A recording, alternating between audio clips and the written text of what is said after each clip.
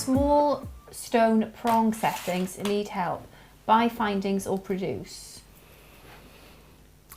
How small? How small? How small? Okay. Can you let me know, Stephen? Because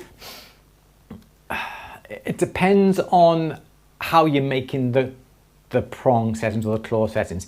If you were making it out of a piece of tube, say you had, the easiest thing is to make it out of tube, okay? And this tube, perhaps for argument's sake, could be 3 millimeters in diameter. And all you got to do is work out where you're going to have your claws. This could be a simple little 4 claw setting. Then you just got to file down, file down, file down, file down. Yeah.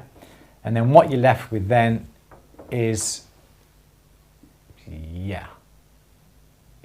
And what you're left with then, if you file down on either side, you now have got 4 claws.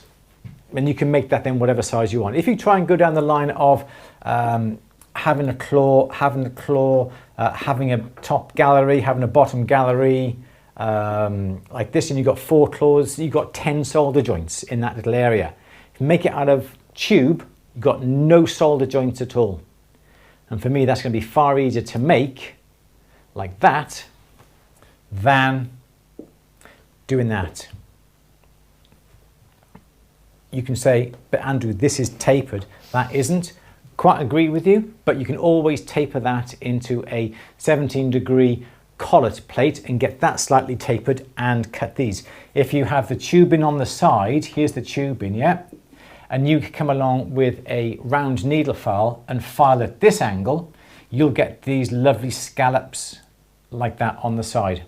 And that would be the way that I would go. And you can go down to whatever size you want to. You could even use a cylinder burr to put these grooves into the tubing.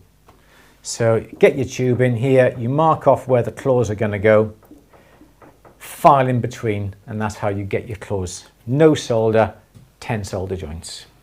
Choice is yours.